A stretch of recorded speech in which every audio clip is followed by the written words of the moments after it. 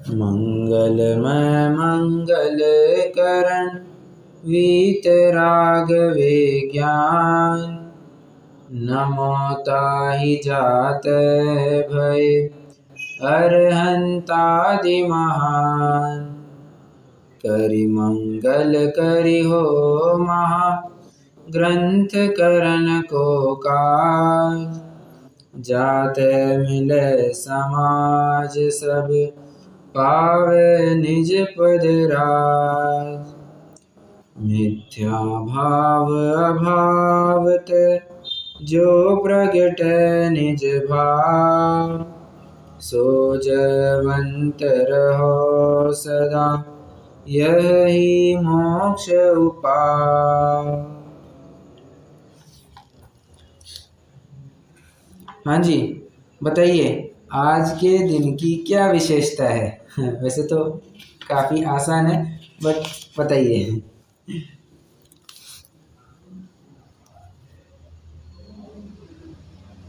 शुद्ध पंचमी है,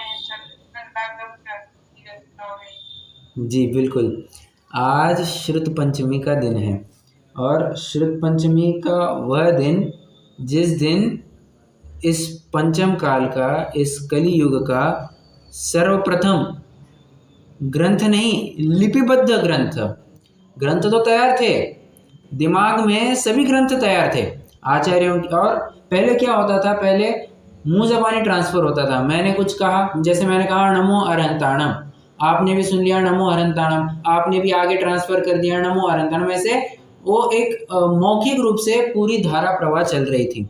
परंतु काल के प्रवाह के साथ साथ जीवों की शक्ति, जीवों की बुद्धि, जीवों की आयु, जीवों की रुचि सब कम होती दिखाई देते हुए ये समझ में आ गया कि बाबा अब अगर कुछ लिपिबद्ध ना किया जाए तो कई सारी दिक्कतें हो सकती है। जैसे सबसे पहली दिक्कत जो वाणी हमें भगवान महावीर दे गए हैं, आदि उनके पहले भी तीर्थंकर दे चुके हैं, परंतु हमारे शासन नायक भगवान तो महावीर है, तो हम ये उपचार से ये कहते हैं कि बाबा उनकी देशना। तो जो उनकी देशना हमें मिली है, फिर वो गौतम गणधर के पास आई, फिर उनसे आचार्यों के पास आई, श्रुत केवलियों के पास आई, श्रुत केवलियों से फिर अन्य अन्य आचार्यों के पास आई। तो ये प्रवाह कहीं खत्म ना हो जाए, क्योंकि बुद्धि अगर कम हो जाएगी, कोई याद नहीं रख पाएगा, तो अब स्टोर कहाँ पर करेंगे? स्टोर करने के लिए मेमोरी इतनी स्ट्रांग नहीं है आज के जीव की कि वो सब कुछ स्टोर कर पाए। इसलिए रिटर्न फॉर्म में, लिपिबद्ध रूप में होना बहुत ज़रूरी है।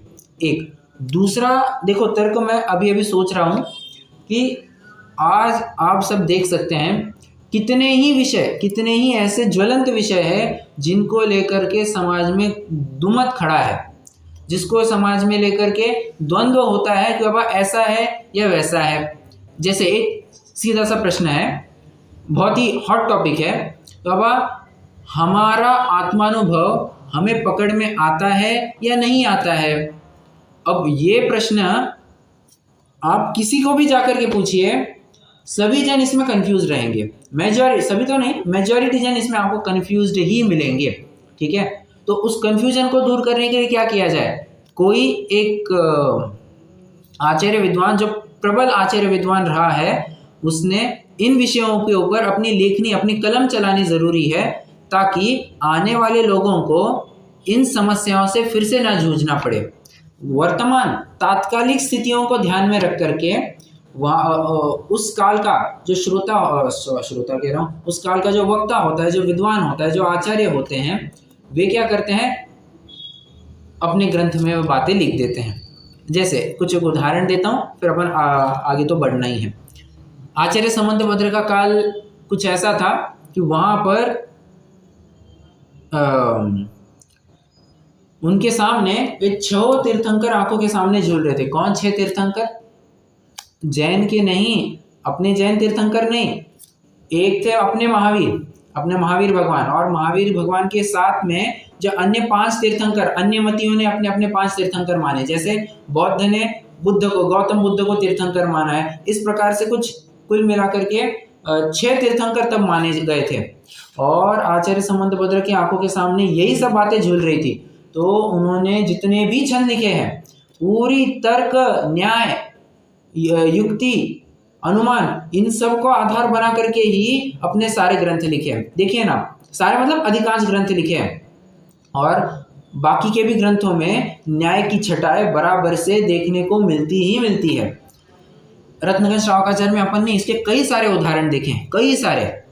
और फिर क्या अपना जो देवागम स्तोत्र लिखा गया है, पूरा इसी के ऊपर तो चर्चा, किसी भी भगवान का नाम नहीं लिया, ना जैनियों के ना जैनेतरों के, किसी भी भगवान का नाम नहीं लिया, परंतु सच्चा भगवान कौन होगा इसकी परीक्षा वहां पर एकदम डट करके की है, एकदम निष्पक्ष होकर के वहां पर परीक्षा की गई है कि सच्चा भगवान होने का कौन हकदार है, कहलाने का कौन हकदार है।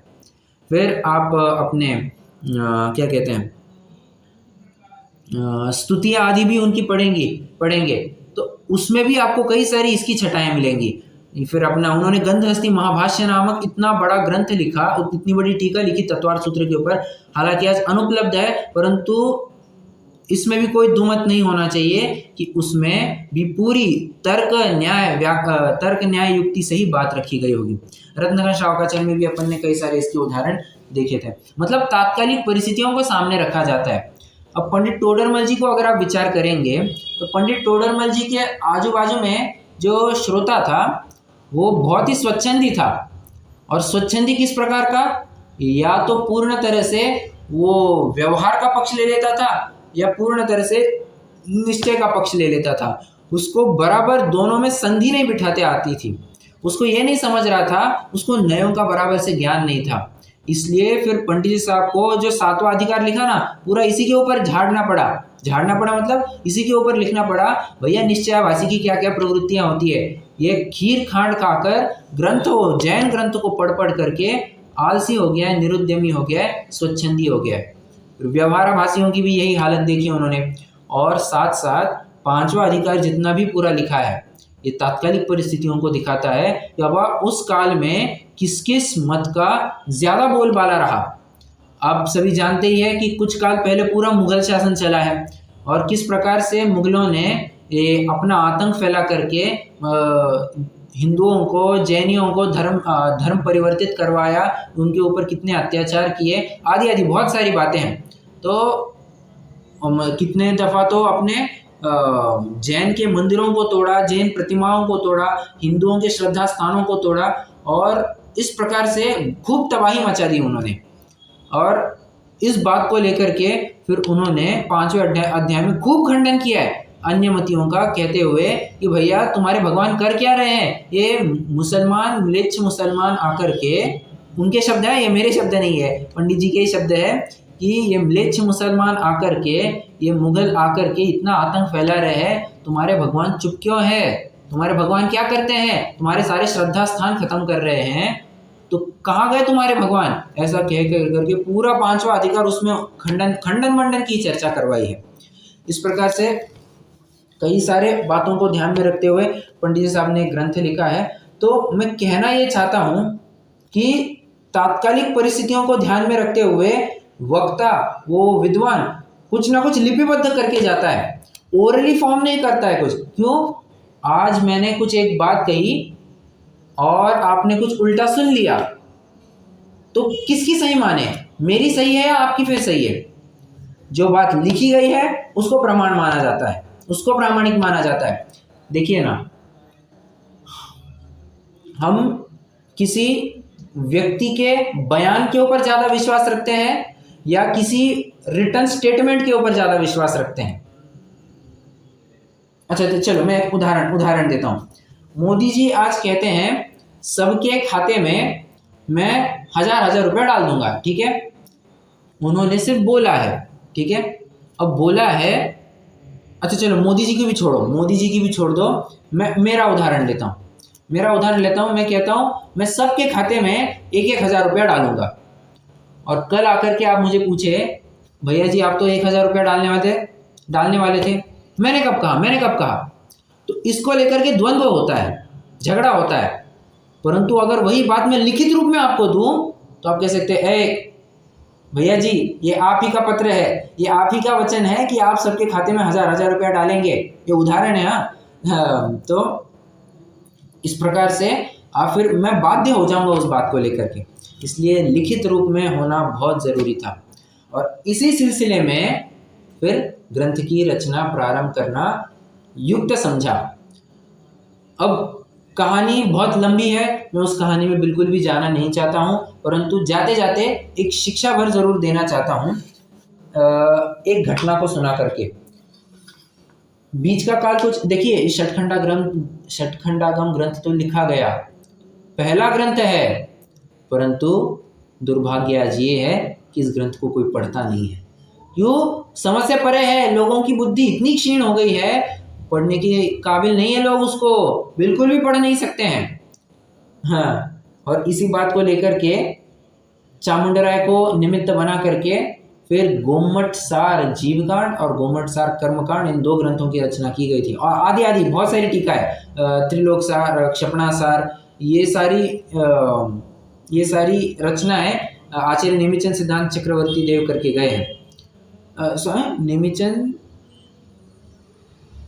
हाँ बराबर, नेमिचंद सिद्धांत चक्रवर्ती, बराबर। तो उन्होंने ये सारी रचनाएं की है। क्यों? ये अपना षटखंडागम इतना गरिष्ठ ग्रंथ है, कौन पढ़ पाएगा उसको? इसके लिए उन्होंने सिंप्लीफाई करने के लिए इतनी सारी रचनाएं कर दी है।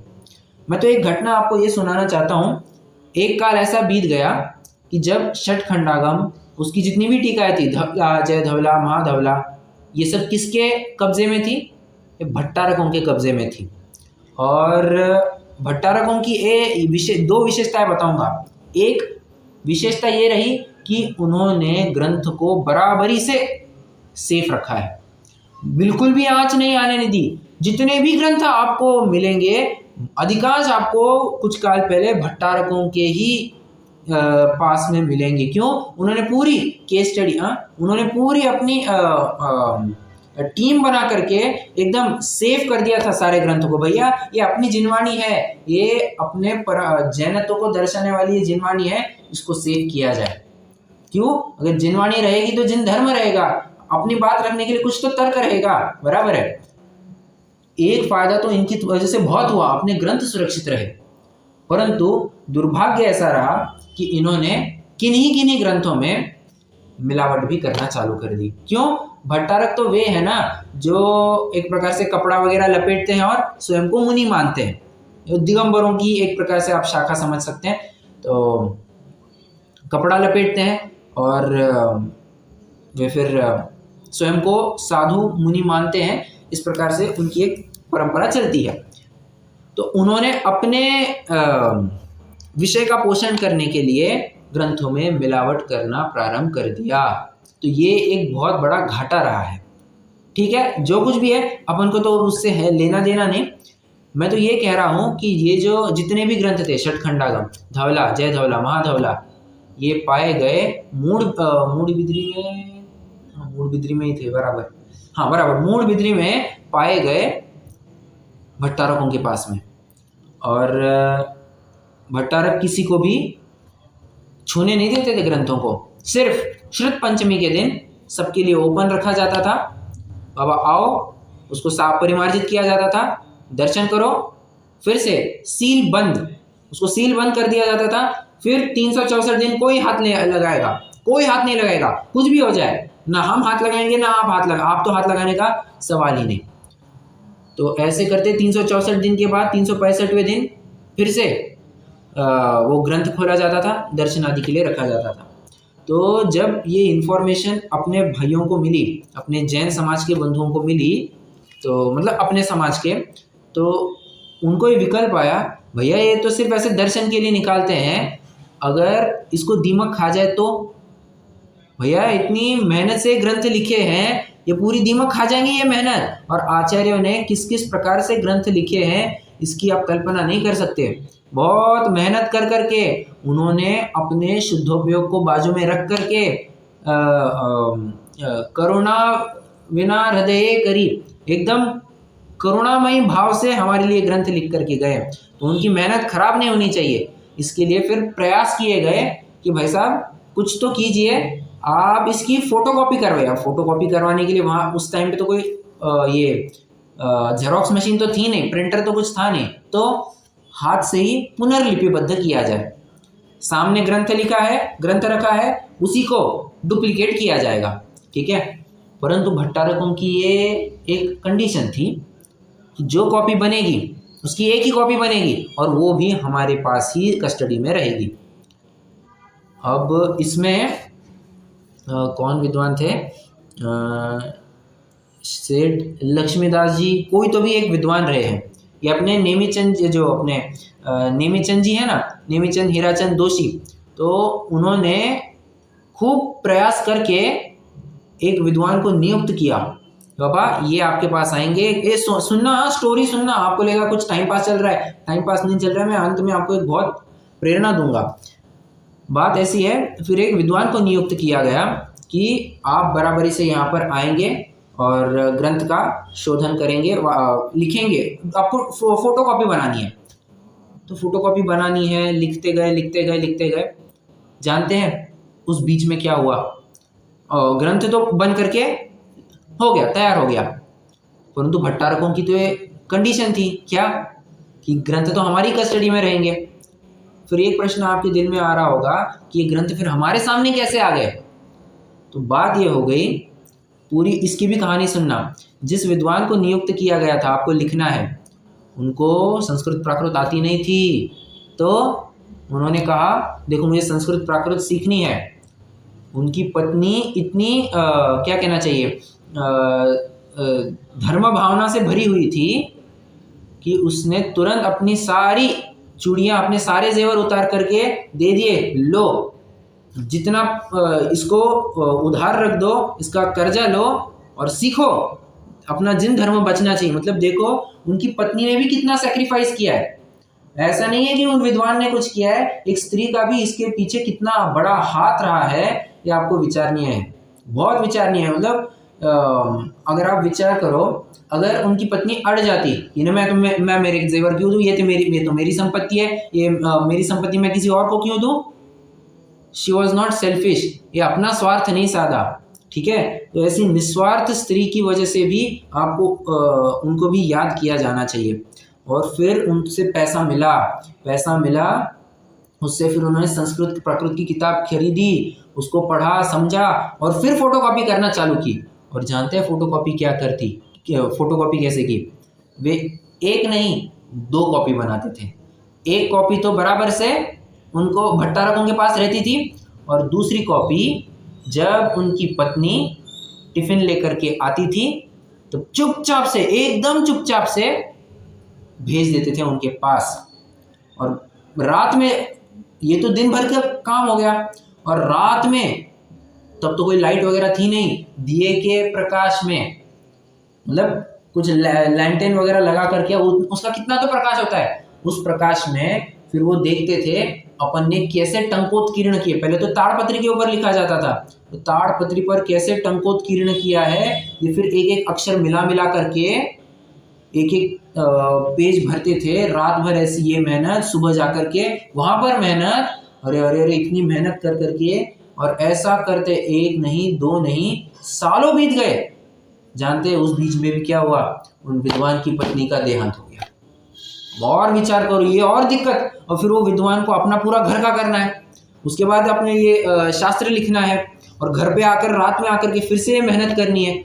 मतलब ऐसे मेहनत कर करके जानते उस दौरान क्या हुआ, उनकी पीठ, मतलब एकदम झुक करके लिखना पड़ता था।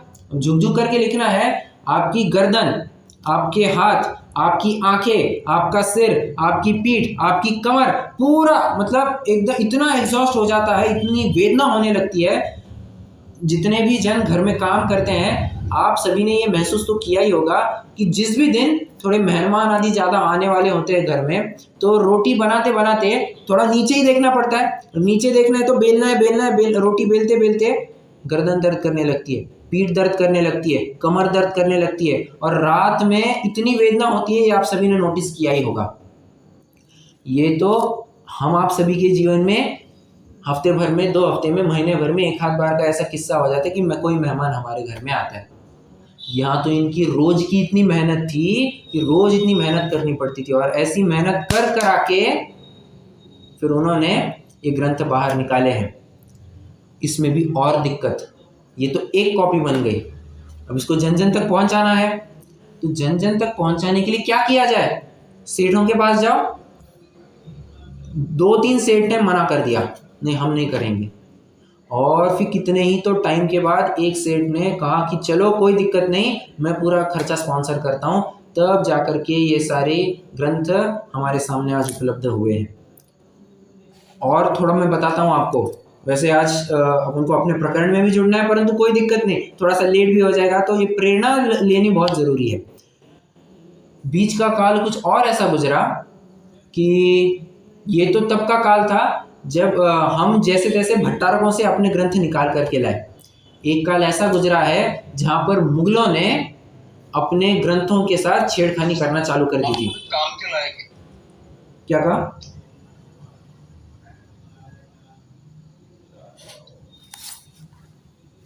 मुगलों ने अपने ग्रंथों के साथ छेड़खानी करना प्रारंभ कर दी, तोड़ फाड़ सब करना चालू कर दिया। ओह, मतलब विचार कीजिए। फिर ये तो मुगलों का आतंक रहा। अंग्रेज़ों ने भी क्या कुछ कम नहीं किया। अंग्रेज़ों ने क्या किया? अब अंग्रेज़ थे बर्फीले प्रदेश में रहने वाले, वे यहाँ पर आए हैं तो उनको पानी गर्म करने के लिए तब तो कोई गीज़र की व्यवस्था थी नहीं, तो पानी कैसे गर्म किया जाए? तो वे क्या कहते हैं, भट्टी लगाते थे। पानी उबालने के लिए अग्नि लगाते थे, ठीक है। और अग्नि को प्रज्वलित रखने के लिए वे हमारी जिनवानी के एक एक ताड़पत्र उसमें डाल के जिनवानी जलाते थे। अपना पानी गर्म करने के लिए उन्होंने अपनी जिनवानी का प्रयोग किया है। एक दूसरी बात, कितनी तो भी ऐसी घटनाएं मिलती है कि 6-6 माह तक, एक नहीं, दो नहीं, दिन नहीं, महीनों तक, कितने 6 महीनों तक हमारी जिनवानी ऐसी जलती रही, लिटरली जल रही है, आग निकल रही है। लगातार 6 महीने तक जिनवानी को जलाया जा रहा था। और ये तो दूसरी बात। तीसरी बात, जब अंग्रेज यहाँ से चले गए, तो जाते जाते जर्मनी, फ्रांस, यूके और कौन सी कंट्रीज है, स्विट्जरलैंड, नेदरलैंड्स, जितने भी बड़े बड़े देश है, सब देशों में हमारे ग्रंथ ले जाए गए। भारत से कितना कहते हैं, अब मुझे एग्जैक्ट फिगर याद नहीं, बट जितना मैं याद कर पा रहा हूँ, 20 जहाज भर के जिनवानी विदेश ले गए थे। अलग, अब बाकी साहित्य अलग, बाकी भारत का साहित्य अलग, अन्य मतियों के या किसी लेखक ने, विद्वान ने कुछ लिखे, वो बातें अलग। अपना जैन साहित्य कुछ कहते हैं कि 20 जहाज भर करके विदेश ले जाया गया था। और इतना ले जाने के बाद भी आज हमारे सामने इतना सब कुछ है। मैं तो ये बताना चाहता हूँ कि इतने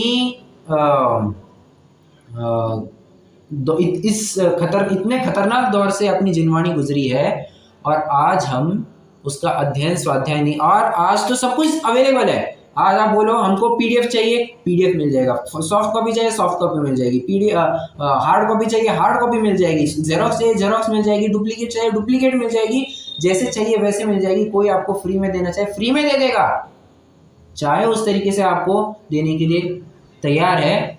बस आज कुछ कमी है तो पढ़ने वालों की कमी है।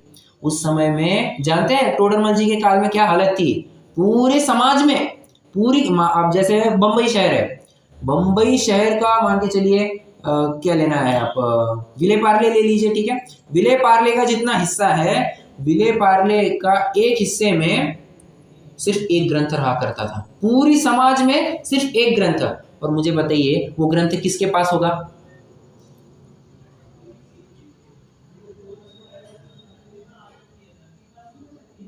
पूरी समाज में एक ही ग्रंथ, और वो ग्रंथ भी किसके पास यूजुअली पाया जाता होगा?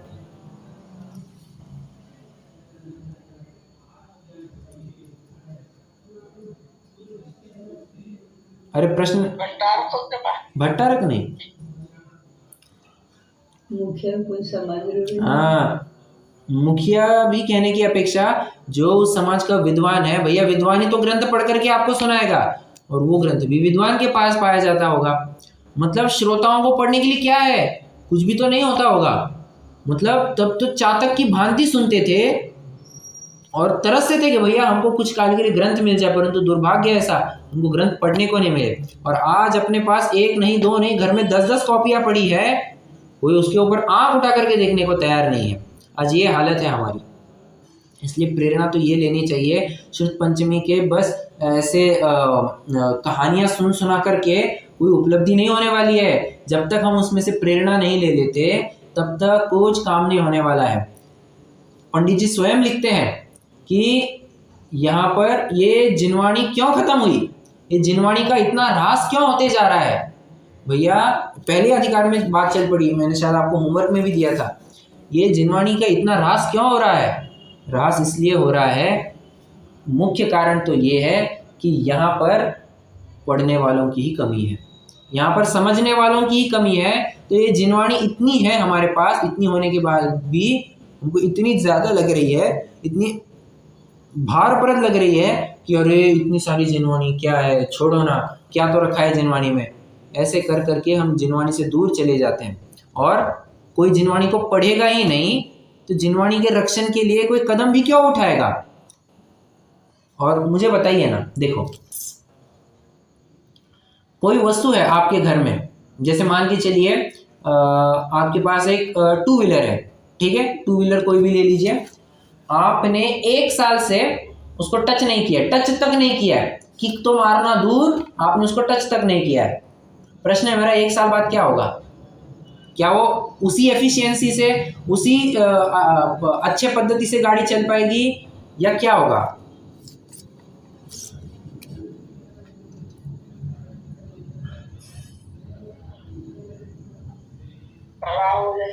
खराब हो जाएगी। मुझे, मेरा प्रश्न है, मैंने तो यूज भी नहीं किया, मैंने तो टच भी नहीं किया, फिर भी कैसे खराब हो गई? किसने खराब किया इस गाड़ी को?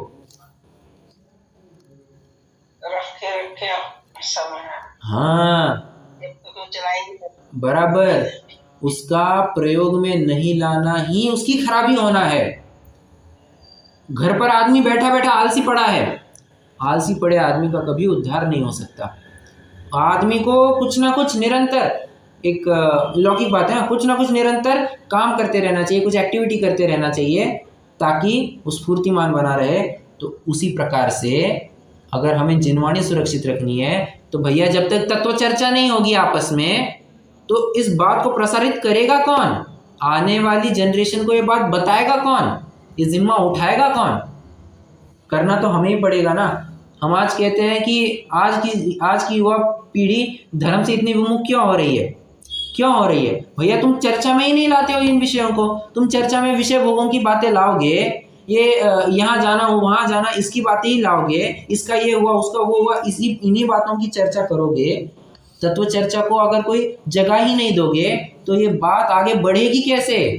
अगर बात को आगे बढ़ाना है, इस तत्व प्रचार को आगे करना है तो इसको चर्चा में लाना ज़रूरी है। जब तक हम इस विषय को चर्चा में नहीं लाएंगे तब तक ये विषय ऐसे ही पड़ा रहेगा और पड़ी हुई वस्तु सड़ने लग जाएगी, उसके ऊपर जंग चढ़ने लग जाएगी और उस ज्ञान के ऊपर भी फिर जंग चढ़ने लग जाती है और फिर वो ज्ञान कुछ काम का नहीं होता, कुछ काम का नहीं होता। इसलिए हमें भी ज़रूरी है, हम किसी भी प्रकार से हम अपना अमूल्य जीवन अब जैसे जैसे उम्र बढ़ती है हमें धीरे धीरे अब कषायों से हट करके, विषय वासनाओं से हट करके, अन्य कार्यों से हट करके हमें तो अपने आत्म साधना में लगना चाहिए, ना कि फिर से उन विषयों में जाना। लोग तो कहते हैं रिटायर्ड लाइफ है भैया, रिटायर्ड लाइफ जीने के लिए अब यहाँ घूमने चलो, वहाँ घूमने चलो, इसका कार्यक्रम उसके कार्यक्रम में चलो, ये करो वो करो।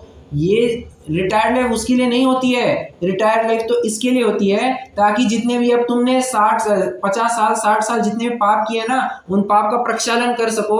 उस प्रक्षालन के लिए तुम्हें रिटायर्ड लाइफ मिली है। और उसमें भी अगर फिर से किन्हीं कार्यक्रम आदि में जा करके उन्हीं की अनुमोदना करोगे, फिर से पाप की गठरी बांधोगे, तो ताको कौन हवाल, फिर तुम्हारे हाल का तो क्या ही कहना। ऐसी बात है। तो बढ़ती उम्र के साथ हमें और धर्म की तरफ बढ़ना चाहिए, ना कि विषयों की तरफ। और आज तो बात पूरी उल्टी चली, पूरा करंट ही उल्टा चलता है, धारा प्रवाही पूरी उल्टी चलती है। हाँ, बहुत ही विचारणीय बात है। जब तक हम सिर्फ अपने तक ही चर्चा सीमित नहीं रखना, इस चर्चा को किसी और को भी बताना। वो एक चेन रिएक्शन होनी चाहिए। किसी ना ही सही 100 लोगों को, ना 10 लोगों को, ना 50, ना किसी 5 लोगों को, घर में जितनी 4 खोपड़ियाँ हैं उन 4 खोपड़ियों के साथ तो बात कर ही सकते हैं। उनके साथ तो इस तत्व चर्चा को, उनको तो इस तत्व चर्चा में शामिल करा ही सकते हैं। अरे तत्व चर्चा छोड़ो, पति नहीं सुनता है, पत्नी नहीं सुनती है, बच्चे माँ नहीं सुनती है, पिता नहीं सुनता है, और कम से कम अपने बच्चों के साथ तो इस बातों की चर्चा होनी ही चाहिए। अगर बच्चों को इस बारे, बड़ों की उम्र चली गई अब छोड़ो, और ये जो नौजवान लोग हैं उनके साथ तो चर्चा होनी ही चाहिए। अगर वे चर्चा में शामिल नहीं होंगे, मुझे बताइए क्या आपके, चलो मैं कहता हूँ आज युवाओं को धर्म में प्रवृत्त नहीं कराओ, मत कराओ, ठीक है, युवाओं को धर्म में प्रवृत्त मत कराओ। आप मुझे एक ऐसा प्लान बताओ जिससे आने वाले 50 साल में हम जैन धर्म का उद्धार कर पाएंगे। कुछ एक्शन बताइए, कुछ एक्शन प्लान बताइए। मैं ये कहता हूँ चलो युवाओं को धर्म नहीं करना चाहिए, खूब मौज मजे करने चाहिए, खूब घूमना फिरना चाहिए, खूब मस्ती खेल करना चाहिए, धर्म में बिल्कुल प्रवृत्ति नहीं करनी। ये भी कोई धर्म करने के दिन है? ये तो मौज मजे के दिन है, अय्याशी के दिन है। ये तो युवाओं के लिए काम हो गया, ठीक है। मैं कहता हूँ 50 साल में आप जैन धर्म का उद्धार करने के लिए आप मुझे कुछ प्लान बताइए। है किसी के पास कोई प्लान?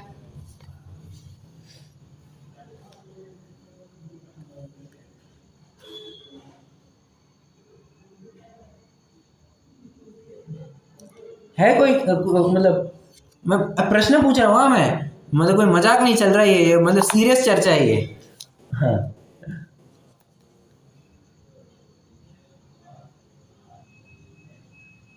नहीं है, धर्म का कुछ ज्ञान बोलिए बोलिए।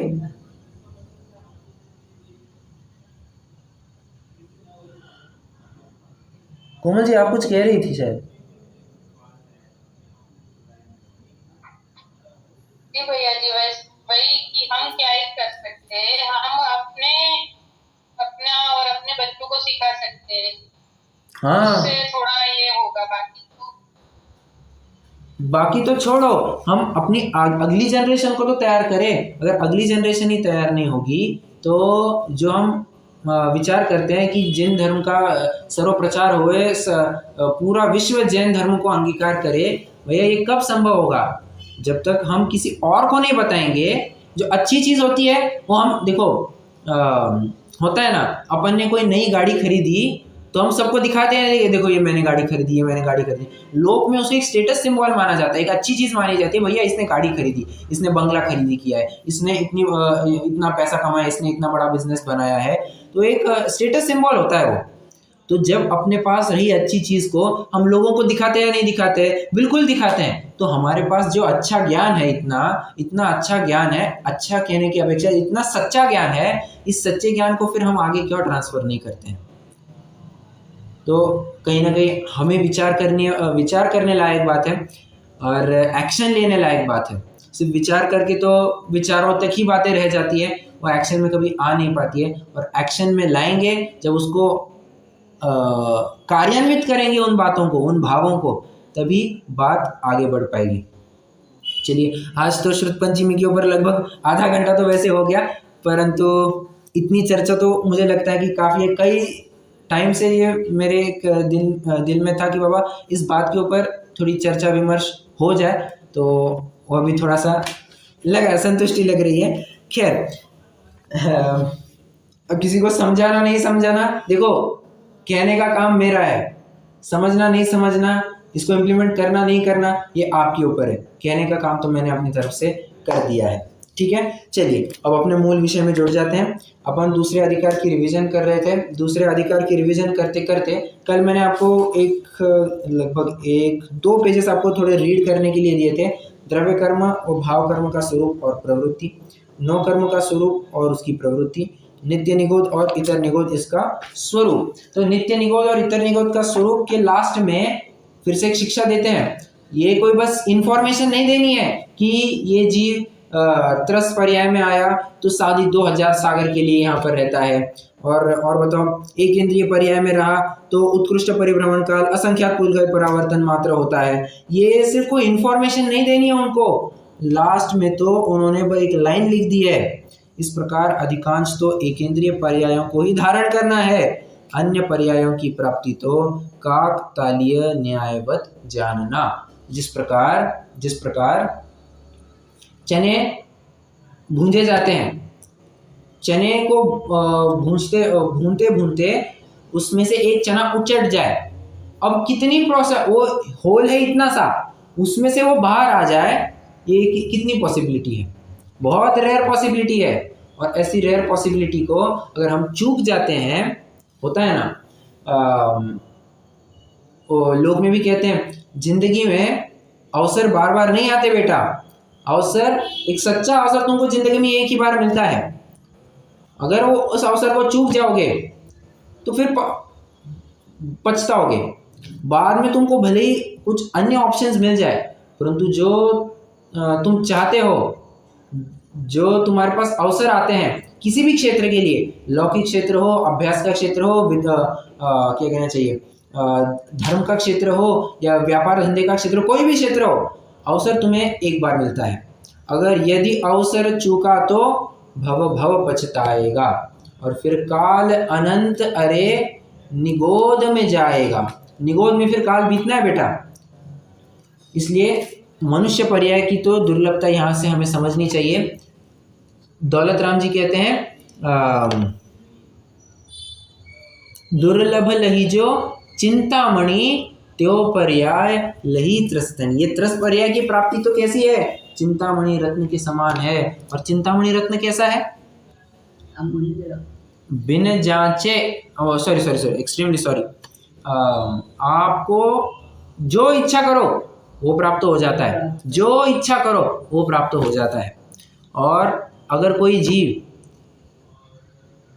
कौवे को उड़ाने के लिए चिंतामणि रत्न का प्रयोग करे तो कितनी हास्यास्पद बात है। वो तो बस इतना विचार करता कि कौवा यहाँ से हट जाए, अपने आप हट जाता।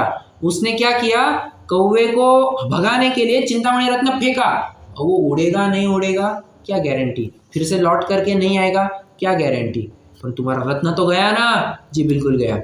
एक और उदाहरण दिया जाता है, जैसे किसी को पानी गर्म करना था, तो पानी गर्म करने के लिए लकड़ी चाहिए साहब। अब लकड़ी कहाँ से मिले, उसने काम किया, एक पेड़ तोड़ना चालू कर दिया, परंतु उसको ये पता नहीं था कि वो पेड़ कुछ और ना होकर के कल्प वृक्ष था। अब कल्प वृक्ष की क्या खासियत है, उसके नीचे जाकर के कुछ भी इच्छा करो वो प्राप्त हो जाता है। तो इसमें से हमें ये शिक्षा मिलती है, यह नर पर्याय पाए सुखदानी, ये बहुत दुर्लभता से मिली हुई पर्याय है। इस दुर्लभ पर नर पर्याय को गंवाना, चूकना योग्य नहीं है, अवसर चूकना बिल्कुल भी योग्य नहीं है। अपन अभी अगले प्रकरण की तरफ बढ़ते हैं। कर्म बंधन रूप रोग के निमित्त से होने वाली जीव की अवस्था। ठीक है, अब जीव की क्या क्या अवस्थाएं होती है कर्मों को लेकर के, उसका विवरण यहाँ पर चलेगा। हालांकि ये बात समझने लायक है कि यहाँ पर वर्णन चलेगा, यहाँ पर लिखा जरूर है अवस्था, परंतु बात चलेगी पूरी दुर्वस्था की। कैसा हुलिया बना रखा है इसने अपना, उसकी बात चलेगी। उसको बस व्यंगात्मक शैली में पंडित साहब अवस्था, दुरावस्था न कह करके उसको अवस्था ही कहते हैं। ठीक है, अब किन किन कर्मों को लेकर के, तो 8 कर्मों को लेकर के जीव की क्या क्या अवस्था होती है वो देखते हैं। समझना, जहाँ जहाँ भी ज्ञान की चर्चा आएगी वहाँ वहाँ दर्शन की चर्चा आएगी। ज्ञानोपयोग की चर्चा आई, दर्शनोपयोग की भी चर्चा आएगी। क्या कहते हैं, केवल दर्शन की चर्चा आई, केवल ज्ञान की भी चर्चा आएगी। ज्ञानावरण की चर्चा आई, दर्शनावरण की भी चर्चा आएगी। ये अविनाभावी रूप से बिना दर्शनोपयोग किए तुम ज्ञानोपयोग करके दिखाओ, संभव ही नहीं है। और तुम कहोगे कि नहीं साहब, मन पर्याय ज्ञान तो होता है ना इहामति ज्ञान के पूर्व, परंतु उस इहामति ज्ञान के पूर्व क्या हुआ, कोई ना कोई दर्शनोपयोग हुआ या नहीं हुआ? जी बिल्कुल हुआ है। और बिना दर्शनोपयोग तुम ज्ञान कह ही नहीं सकते। इसलिए दर्शनोपयोग और ज्ञानोपयोग वो हैंड इन हैंड। इसके आप अगर आश्रयों के कारण देखेंगे, डिट्टो सेम टू सेम, कुछ अलग नहीं है। इसलिए लिखते वक्त भी वहां पर लिखा है ज्ञान दर्शनावर्णयोः, तत्वा सूत्र के 6वें अध्याय का सूत्र ही मिलेगा आपको, ज्ञान दर्शनावर्णयोः, दोनों को एक साथ लिखा गया है। और देखिए ना, ज्ञानावरण दर्शनावरण का अभाव कहाँ पर होता है? दोनों का एक साथ अभाव होता है 12वें गुणस्थान के अंत में। उनका बंध कहाँ पर रुक जाता है? 10वें गुणस्थान के अंत में। दोनों का युगपत बंध रुक जाता है। मतलब विचारणीय बात है, ज्ञान और दर्शन ये साथ साथ पाए। और जीव का लक्षण भी क्या है? जानना, देखना। तो देखना मतलब क्या? यहाँ पर दर्शन उपयोग की एक प्रकार से बात चल रही है। चलिए अब यहाँ पर बात कहते हैं, देखो मैं एक उदाहरण से आगे बढ़ता हूँ। प्रश्न है मेरा, क्लास में 50 बच्चे हैं। 50 बच्चों में से कितने बच्चे हैं जो फर्स्ट रैंक ला सकते हैं? कितने जन काबिलियत रखते हैं? 1 या 2। 1 या 2। कोई और उत्तर?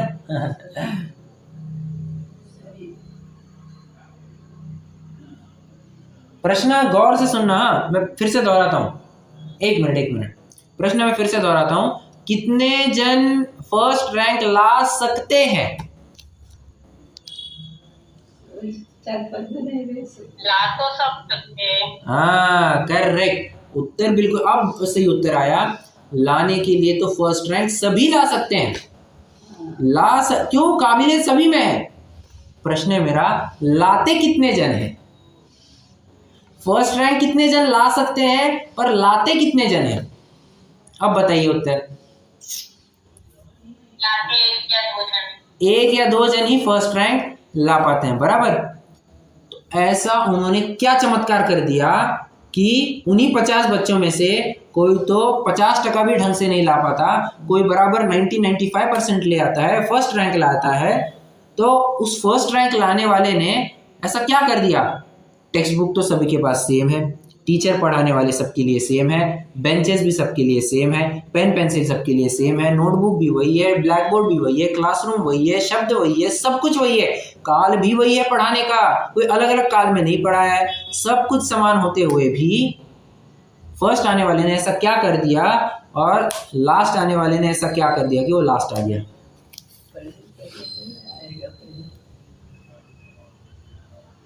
उपयोग तो सबका अपना अपना है ना, बराबर।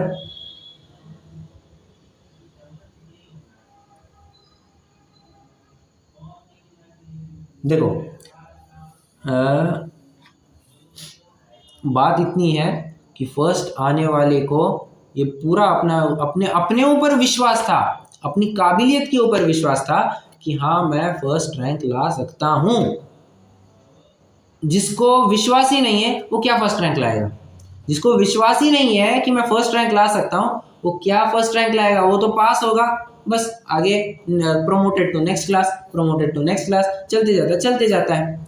परंतु जिस दिन उसको ख्याल में आएगा कि ओ ये जो फर्स्ट रैंक लाता है ना, ये कुछ ज़्यादा विशेष नहीं करता है, बस टाइम टू टाइम रिवीजन करता है, पेपर प्रैक्टिस करता है, रिटन प्रैक्टिस करता है और कुछ आंसर वगैरह लर्न करता है तो बराबर टाइम टू टाइम करता है और सब इसका शेड्यूल फॉर्मेट में चलता है, इसको कुछ हाईफाई चीज़ें नहीं है इसकी।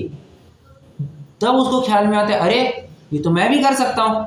और जब उसको ख्याल में आता है कि अब ये फर्स्ट रैंक तो मैं भी ला सकता हूँ, प्रश्न है मेरा, अब कोई उसको फर्स्ट रैंक लाने से रोक सकता है क्या?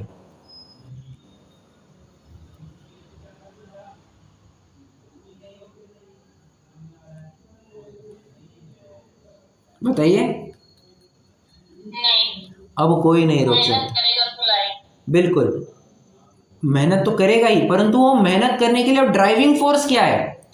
मेहनत तो सभी करते हैं, परंतु पूरी उम्मीद से, पूरी जिद से, अपना क्या कहते हैं, पूरी शिद्दत से मेहनत वही करेगा जो काबिलियत में विश्वास रखता है। जानते हैं अपने जो पंडित सचिन जी है ना, गजपंथा वाले, सेकेंड स्टैंडर्ड तक उनका पूरे क्या कहना चाहिए, सेकेंड स्टैंडर्ड में 17th रैंक आया था। जानते हैं थर्ड क्लास से क्या हुआ? First rank, 4th, 5th, 6th, हर क्लास में, फिर चाहे वो इंजीनियरिंग भी क्यों ना हो, हर बार उन्होंने फर्स्ट रैंक ही लाया है, फर्स्ट रैंक, और एक रैंक नीचे नहीं। हाँ मुझे बताइए कहाँ 17th रैंक लाने वाला व्यक्ति, कहाँ 17th रैंक लाने वाला व्यक्ति और कहाँ सीधा हर क्लास में फर्स्ट रैंक लेकर के आता है, फर्स्ट रैंक लेकर के आता है। ऐसा क्या चमत्कार कर दिया भैया, काबिलियत में भरोसा कर दिया।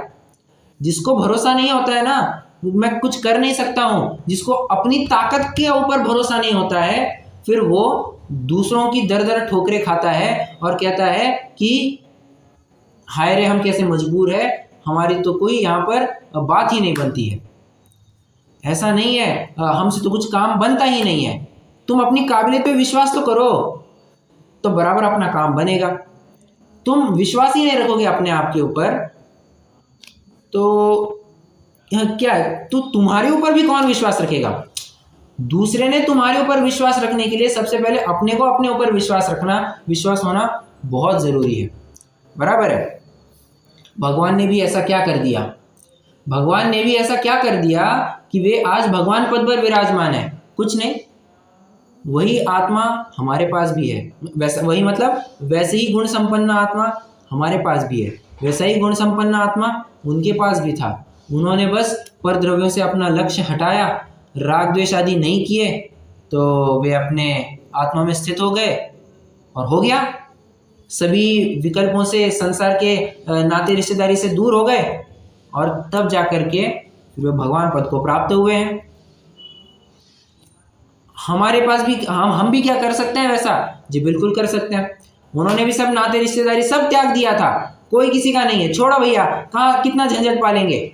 सब राग द्वेष त्याग दिया, राग द्वेष त्याग दिया तो हम भी वैसे बन सकते हैं। जी बिल्कुल, हम भी भगवान बन सकते हैं और बिल्कुल बिल्कुल बन सकते हैं। बस हमारे में वो काबिलियत होनी चाहिए। काबिलियत तो है, बस उस काबिलियत को पहचानना है और उसके ऊपर वर्क अपॉन करना है।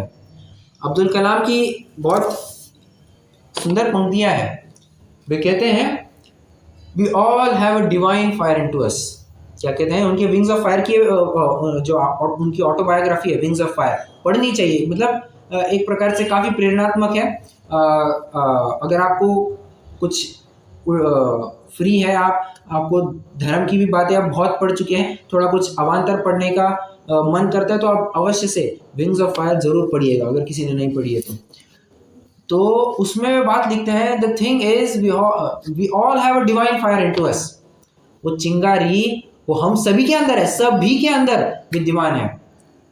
But the fact is we just need to give wings to the fire.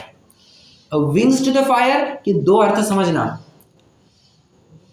अग्नि को जब ऑक्सीजन मिलता है, विंग्स जब आप पंख मारते हैं तो क्या होता है? ऑक्सीजन थोड़ा वहां सप्लाई होता है, और ऑक्सीजन सप्लाई होता है तो क्या होता है? वो अग्नि बढ़ने लगती है, फिर वो चिंगारी एक न एक दिन दावानल का भी रूप धारण कर सकती है, फिर उसको कोई रोक नहीं सकता। इतनी बड़ी वो विशाल का रूप को धारण कर सकती है। तो ये उसका अर्थ बनता है विंग्स टू द फायर। और दूसरा अर्थ ये पहला अर्थ मैंने विचार किया है। अब कितना सही कितना गलत आप अपने रूप से भी विचार कर सकते हैं, पर मुझे ये अर्थ बहुत सही लगा। दूसरा अर्थ ये आप समझ सकते हैं कि किसी जीव को अगर पंख लगा दिए जाए तो वो आसमान की ऊंचाइयों को छूने लगता है। बस यही बात कह रहे हैं, हमारे भी अंदर वो अणुजीवी गुणों का कुछ थोड़ा बहुत प्रकाश विद्यमान है। काम क्या करना है? बस ऐसा काम करना है, ऐसा पुरुषार्थ करना है कि इन कर्मों का नाश करके हम अपने उन अणुजीवी गुणों को पंख दे, और पंख दे करके होगा क्या? लोकाग्र विराजे क्षण में जा, लोक के अग्र भाग में जाकर के हम भी वहां पर स्थित होंगे। और फिर अणुजीवी गुणों का आंशिक परिणमन नहीं, पूर्ण स्वाभाविक परिणमन पाया जाएगा। कोई चुटपुट ज्ञान नहीं होगा, सर्वज्ञत्व होगा। कोई चुटपुट दर्शन नहीं होगा, सर्वदर्शन होगा। मतलब केवल दर्शन वहां पर पाया जाएगा। कोई थोड़ा बहुत सुख नहीं होगा, अनंत सुख पाया जाएगा, अव्यवहार सुख पाया जाएगा। समझ में आ रहा है? तो हमारे अंदर की वो काबिलियत पहचानने की कमी होती है। बस यही बात यहाँ पर लिखी है, ज्ञानावरण दर्शनावरण कर्मोदय जन्य अवस्था। अब इसमें एक बात समझने लायक है, यहाँ पर इन्होंने अपना कहते हैं मति ज्ञान श्रुति ज्ञान की तो बात कर दी, इन्होंने अवधि ज्ञान की भी बात कर दी, चक्षु दर्शन अचक्षु दर्शन अवधि दर्शन की भी बात कर दी। प्रश्न है मेरा, इन्होंने मन परे ज्ञान, केवल ज्ञान और केवल दर्शन केवल दर्शन उपयोग, इन तीनों की चर्चा क्यों नहीं की?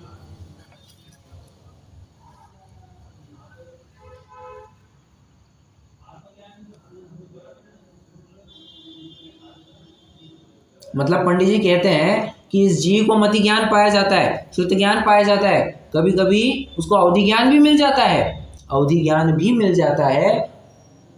तो मेरा ये प्रश्न है, ये सिर्फ अवधि ज्ञान तक ही क्यों रुक गए? मन परे ज्ञान और केवल ज्ञान, इनकी चर्चा क्यों नहीं की? क्योंकि अगर एक बार केवल ज्ञान की चर्चा क्यों करेंगे? अगर केवल ज्ञान जीव को अगर हुआ तो फिर तो वो सब जान गया ना। परफेक्ट। केवल ज्ञान संदर्भ में आपने उत्तर बिल्कुल सही दे दिया भैया। केवल ज्ञान ही जब प्रकट हो गया है तो उपदेश देने की बात ही क्या बचती है? वो उल्टा हमको उपदेश देंगे, केवल ज्ञान ही हमको उपदेश देंगे। ठीक है, मन परे ज्ञान क्यों नहीं लिया?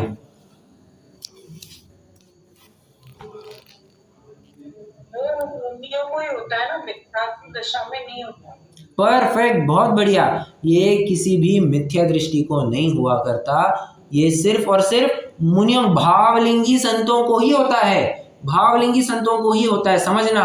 और ये मोक्ष मार्ग में ही प्रकट होता है, किसी भी ऐरे गहरे नत्थु खेरे को मन परे ज्ञान प्रकट नहीं होता है। ये विशेष तपस्या साधना करने वाले जो भावलिंगी संत होते हैं उन्हीं को मन परे ज्ञान प्रकट होता है, और ये मोक्ष मार्ग में ही प्रकट होता है।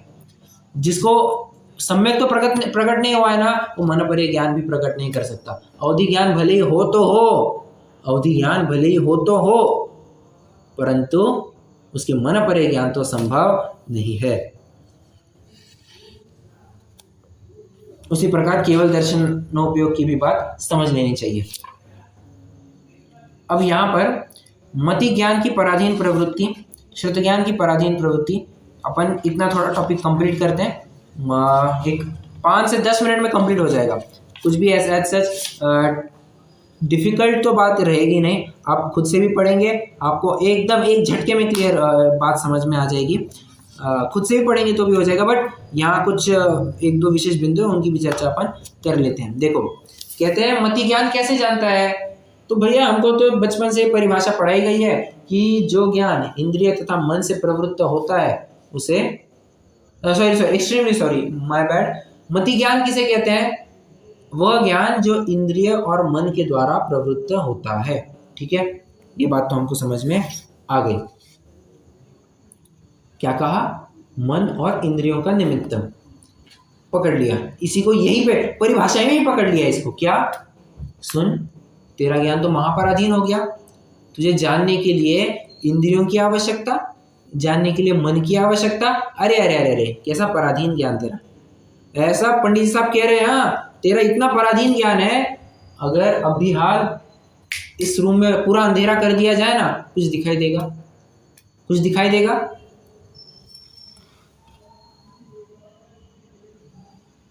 हाँ, अंधेरा है, इतना छोड़ करके कुछ और दिखाई देगा क्या?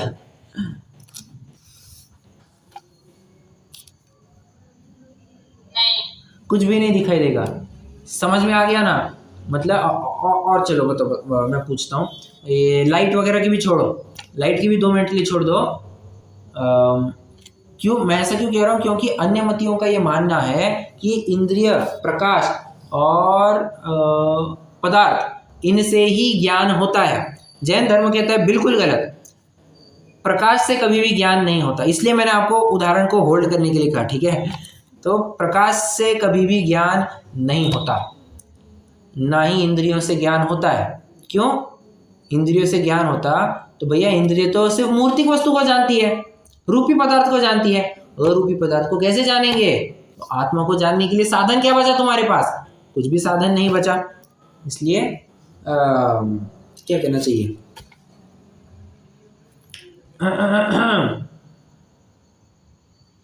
कुछ कहते कहते रह गया मैं।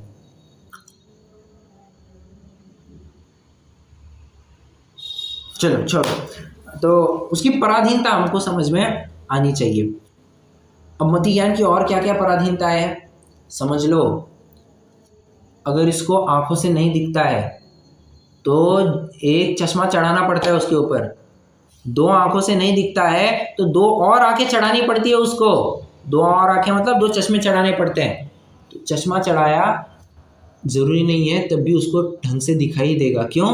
अगर नंबर कम ज़्यादा हो गया तो, अगर नंबर ही गलत आ गया तो प्लस 1.25 की जगह माइनस 1.25 का नंबर दे दिया, दिक्कत होगी या नहीं होगी? बिल्कुल होगी, बिल्कुल दिक्कत होगी ही होगी। ठीक है, इसलिए सावधान रहना बहुत ज़रूरी है। मैं कह रहा था कि हाँ, चश्मा लगा तब भी ढंग से दिखेगा नहीं दिखेगा कुछ कह नहीं सकते हैं। किसी ने कुछ कॉनकेव या कॉन्वेक्स लेंस ला करके दे दी, थोड़े ना ढंग से दिखाई देने वाला है, कुछ दिखाई नहीं देता है। अच्छा डॉक्टर साहब, मैं आप ही को प्रश्न पूछूं, आप जब भी प्रैक्टिस करते थे तो डेंटल प्रैक्टिस करते थे तो आपको चेक करने के लिए आपके पास कुछ एक ऐसा दूरबीन वगैरह कुछ रहती थी क्या? दूरबीन तो नहीं कह सकते, कोई इस तरह का लेंस रहता था क्या जिससे आप जो टीथ का चेकिंग है वो कर पाते थे? होता ही होगा।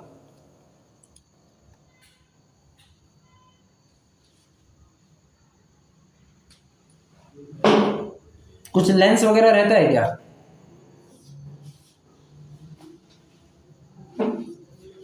चलो छोड़ो।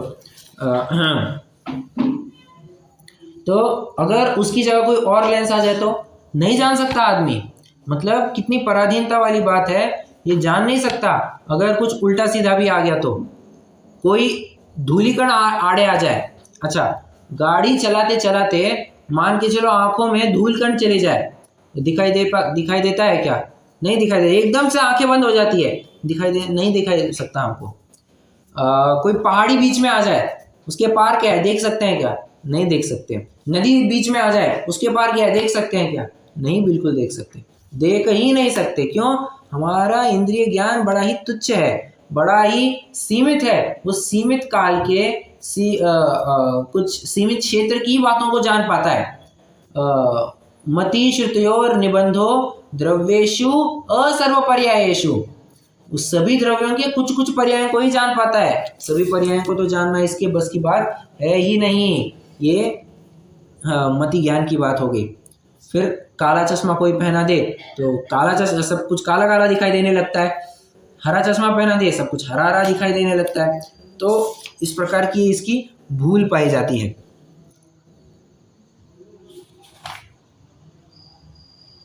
ठीक है, ये तो सिंपल, मैं देखिए ये सिंपल सा टॉपिक है, अगर आप खुद से भी पढ़ेंगे तो भी आपका आराम से हो जाएगा।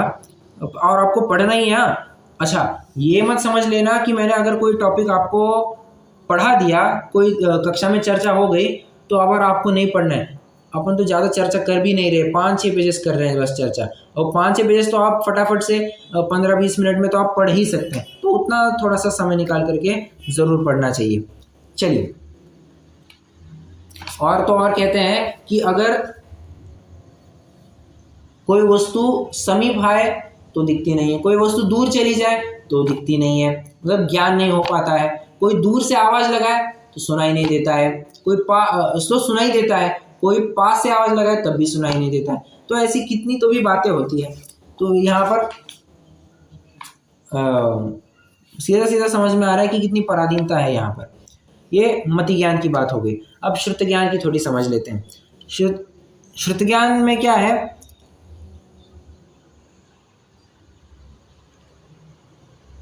श्रुत ज्ञान में तो ऐसा है कि ये तो टोटली परोक्ष ज्ञान है, टोटली परोक्ष ज्ञान। और ये मन के बिना तो जान ही नहीं सकता। मन होगा तभी तो ये जानने की कुछ क्रिया, विचार करने की कुछ क्रिया कर पाएगा। अब ये इतना पराधीन है कि सबसे पहले मति ज्ञान का कोई विषय होना चाहिए, फिर ये श्रुत ज्ञान में वो तब्दील होगा, फिर श्रुत ज्ञान अपना काम करेगा। अरे ये इतनी पराधीन प्रवृत्ति है। ठीक है, तो श्रुत ज्ञान भी पराधीन जानना। अब अवधि ज्ञान, मन परिज्ञान और केवल ज्ञान की बात कहते हैं। तो अवधि ज्ञान तो देखो, अवधि ज्ञान और मन परिज्ञान तो सीमित क्षेत्र और सीमित काल की ही जानते हैं, बराबर। सीमित क्षेत्र और सीमित काल की ही बात जानता है, परंतु जो जानता है वो सूक्ष्म विषयों को जानता है। भैया इन सूक्ष्म विषयों को जान करके, रूपी पदार्थ को जान करके मेरे आत्मा का कल्याण क्या होगा? कुछ आत्मा का कल्याण नहीं होने वाला है। इसलिए अवधि ज्ञान, मन परिज्ञान ये तुम्हारे लिए मोक्ष में ना साधक है ना बाधक है, इससे कुछ फर्क नहीं पड़ता।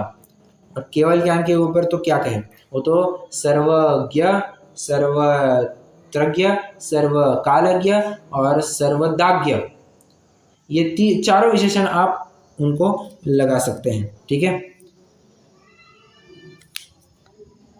अब इसके बाद चक्षु, अचक्षु, अवधि और केवल दर्शन। इसमें तो बस परिभाषा ही इतनी बताई है कि चक्षु, अचक्षु और अवधि ये तो रिस्पेक्टिव ज्ञान के पहले ही पाए जाते हैं, परंतु ये जो केवल दर्शन है ये तो साथ साथ पाया जाता है, ये आगे पीछे नहीं होता, ये साथ साथ पाया जाता है। ठीक है, चलिए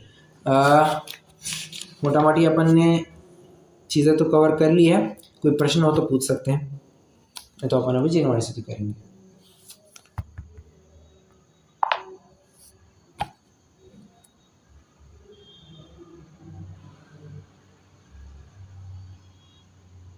नहीं, चलिए रुकते हैं, जिनवाणी स्तुति।